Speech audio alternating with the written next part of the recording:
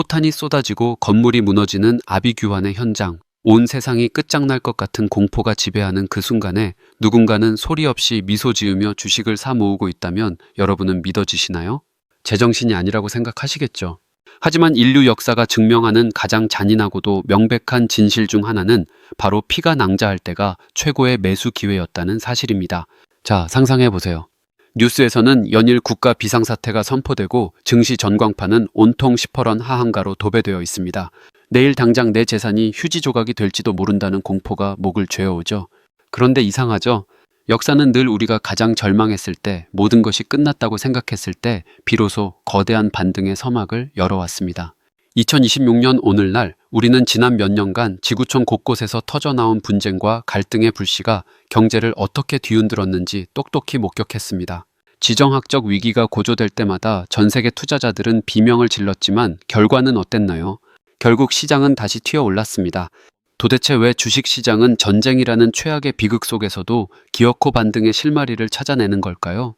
단순히 운이 좋았던 걸까요? 아니면 우리가 모르는 어떤 거대한 설계가 있는 걸까요? 오늘 데자뷰 경제노트에서는 인류사의 굵직한 전쟁들이 증시를 어떻게 요동치게 했는지, 그리고 그 피바람 속에서 불을 쌓아 올린 사람들의 소름 돋는 패턴을 낱낱이 파헤쳐 보겠습니다. 제2차 세계대전의 포화 속에서도 멈추지 않았던 월스트리트의 심장 박동부터 최근 우리가 겪었던 갈등 이후의 시장 재평까지, 자본주의라는 괴물이 전쟁이라는 비극을 어떻게 수익으로 치환하는지 그 적나라한 메커니즘을 마주할 준비가 되셨나요? 이제부터가 진짜 본 게임입니다. 과연 역사는 우리에게 어떤 반복되는 기회를 보여주고 있을까요? 지금 바로 그 비밀의 문을 열어보겠습니다. 전쟁이라는 단어가 들려오는 순간 시장은 마치 발작을 일으키는 환자처럼 요동칩니다. 주가는 곤두박질치고 사람들은 공포에 질려 모든 자산을 현금화하고 안전한 금고 속으로 숨어들려고 하죠. 하지만 여러분, 여기서 우리는 아주 차갑고 냉정한 질문을 던져봐야 합니다. 왜 주식시장은 전쟁이 시작되기도 전부터 폭락하다가 정작 포탄이 떨어지기 시작하면 기괴할 정도로 빠르게 반등하는 걸까요? 이것이 바로 투자자들이 반드시 이해해야 하는 불확실성의 해소라는 마법입니다. 자, 1939년으로 시계를 돌려보겠습니다. 히틀러가 폴란드를 침공하며 제2차 세계대전의 서막을 알렸을 때 전 세계 증시는 얼어붙었습니다. 당연한 반응이었죠. 인류 역사상 가장 거대한 비극이 시작되었으니까요. 그런데 놀라운 데이터가 있습니다. 전쟁이 한창이던 1942년 연합군이 승기를 잡기도 전인 그 암울한 시기에 미국 증시는 이미 바닥을 찍고 무섭게 치고 올라가기 시작했습니다. 사람들은 도시가 불타는 것을 보며 비명을 질렀지만 시장은 이미 그 너머에 재건과 승리라는 시나리오를 선반영하고 있었던 겁니다. 이것이 바로 역사가 우리에게 주는 첫 번째 교훈입니다. 시장은 비극 그 자체보다 도대체 무슨 일이 벌어질지 모른다는 막연한 공포를 더 싫어한다는 것이죠. 그렇다면 1950년 한국전쟁은 어땠을까요? 한반도가 잿더미가 되던 그 시기, 역설적이게도 일본과 미국은 유례없는 경제적 호황의 기틀을 마련했습니다. 군수 물자가 쏟아져 나가고 파괴된 도로와 건물을 다시 세우기 위한 막대한 자본이 움직이기 시작했기 때문입니다. 전쟁은 인류의 재앙이지만 자본주의의 관점에서 보면 강제적인 수요의 창출이자 구질서의 파괴를 통한 새로운 질서의 탄생이기도 합니다. 1970년대 오일 쇼크를 동반한 중동 전쟁 당시에도 마찬가지였습니다. 스태그플레이션이라는 끔찍한 단어가 세상을 지배했지만 그 속에서도 에너지 패권을 쥔 섹터들은 전설적인 수익률을 기록했습니다. 당시 살아남은 기업들의 패턴을 보면 결국 인류에게 가장 필요한 실질적 자산을 쥐고 있었다는 공통점이 있습니다. 이제 시선을 2026년 현재로 돌려봅시다. 우리는 지금 과거와는 차원이 다른 형태의 전쟁을 목격하고 있습니다. 물리적인 포탄뿐만 아니라 반도체, AI, 그리고 에너지라는 보이지 않는 무기들이 교전 중인 하이브리드 전쟁의 시대죠. 2020년대 초반 발생한 분쟁들로 인해 공급망이 붕괴되었을 때 많은 이들이 세계 경제의 종말을 예언했습니다.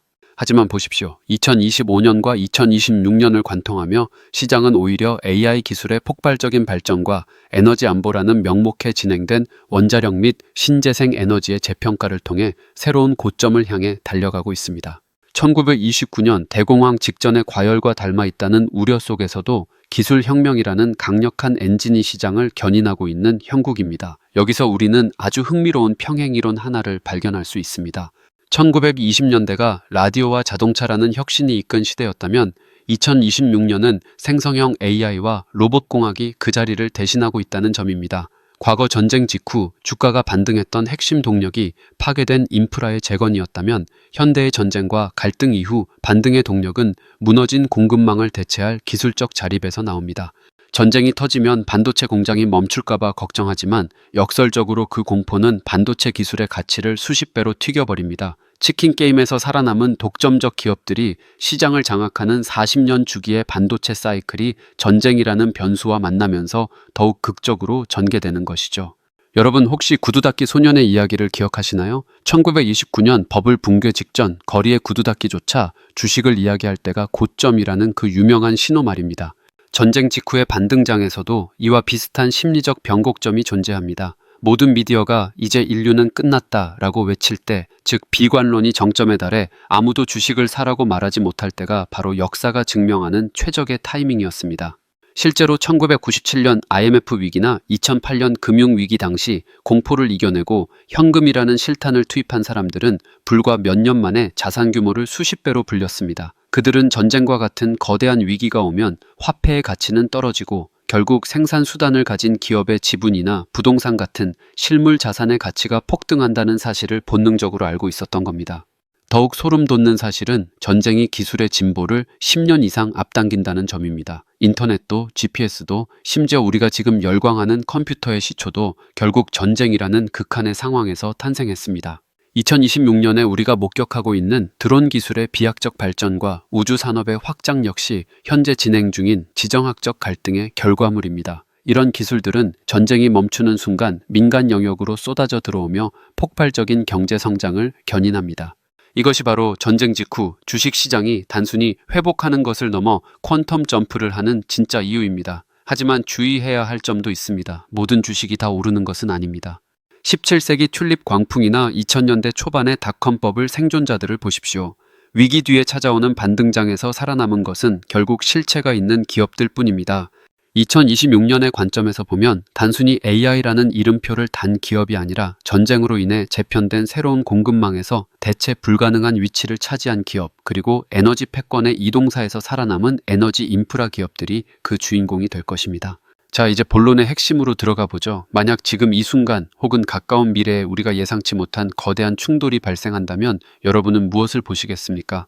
쏟아지는 자극적인 뉴스 헤드라인에 매몰되어 소중한 자산을 헐값에 던지시겠습니까? 아니면 100년 넘게 반복되어 온 역사적 패턴을 믿고 공포라는 안개 너머에 있는 반등의 기회를 포착하시겠습니까?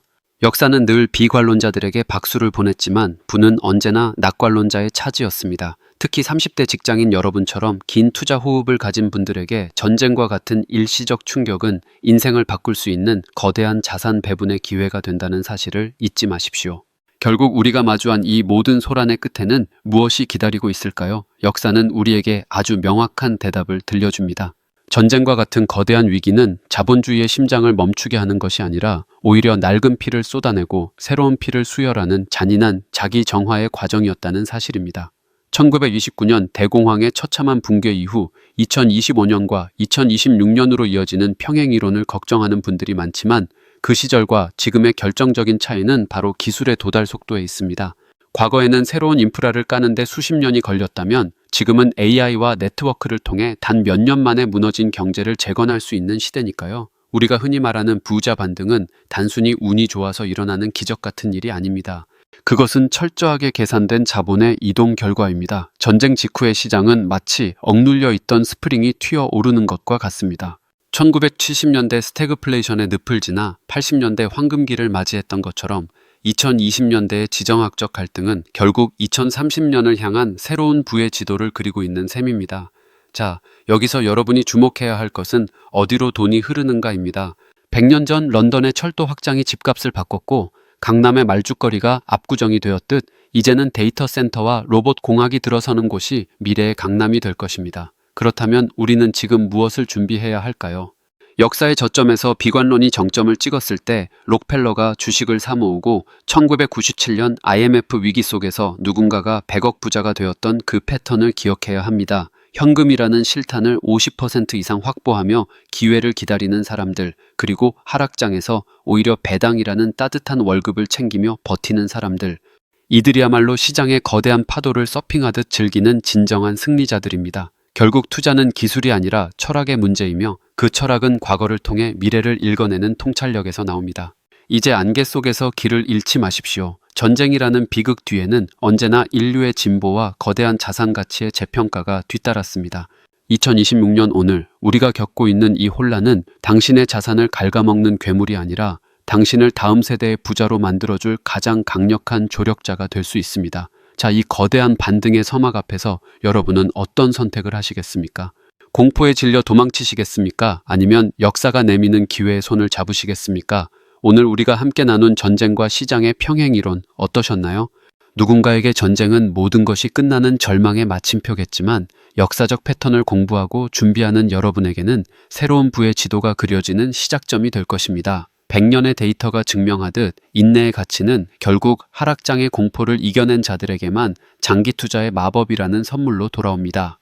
지금 당장 눈앞의 숫자에 일희일비하기보다는 자본주의의 미래를 이끌어갈 여러분 자신의 인적 자본 가치를 높이는 데 집중하십시오. 역사가 증명하듯 무분별한 영끌의 시대가 저물고 나면 다시금 현금의 가치가 역전되는 시기가 반드시 찾아옵니다. 데자뷰 경제노트는 앞으로도 여러분이 안개 속에서 길을 잃지 않도록 과거의 거울을 통해 미래를 비춰드리겠습니다. 이번 영상이 도움이 되셨다면 구독과 좋아요 부탁드립니다. 여러분의 응원이 다음 영상을 만드는 큰 힘이 됩니다. 다음 영상에서는 어떤 주제가 탐구되길 원하시는지 댓글로 의견을 남겨주세요. 여러분의 삶이 경제적 자유를 향한 확신으로 가득 차길 응원합니다. 오늘도 긴 이야기 함께 해주셔서 감사합니다.